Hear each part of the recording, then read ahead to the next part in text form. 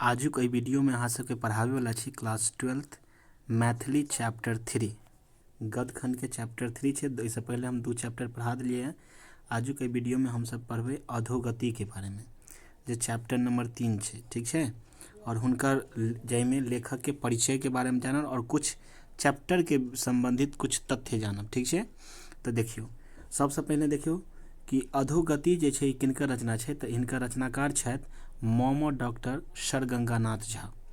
याद रखब, हिनक जन्म जे भेल 20 सितंबर 1871 ईस्वी में। हिनक जन्म कहिया भेल?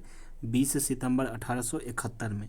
हिनक जन्म स्थान जे छल वो सरिसव पाही में छल, जो मधुबनी जिला में पड़ैया। कौन सा जिला में पड़ैया यो?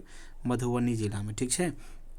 आगा देखियो, हिनकर पिताक नाम याद रखब, हिनक पिताक नाम तीर्थनाथ झा छल, जकरा जे छे धरानाथ झा के नाम से सेहो जानल जाइत अछि।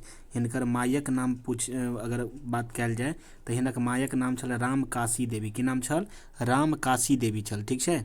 आगा देखियो, आगा हम चैप्टर के बारे में अगर बात करी, चैप्टर के बारे में, तो अगर मिथिलाक अधोगतिक निदान कहल गेल अछि।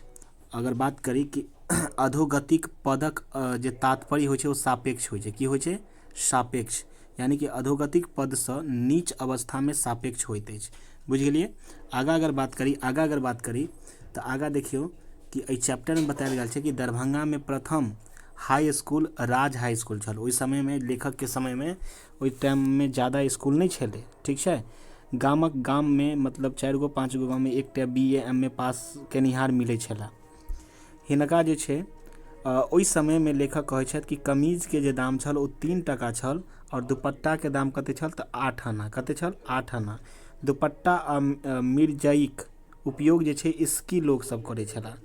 धन से उत्पन्न होइत छल। कहै छे कथी कि धन जे छे वो धने से उत्पन्न होइत छला, ठीक है।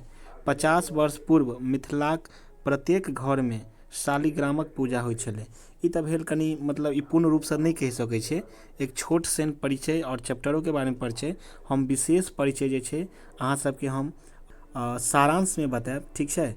और बहुत सारा विद्यार्थी कमेंट करे छले कि सर अहाँ वीडियो अपलोड किया नहीं करे छे, तो कुछ जे छले कारण छले जेके वजह से हम वीडियो अपलोड नहीं करे छले। लेकिन अब जे छे वीडियो रेगुलर रहत।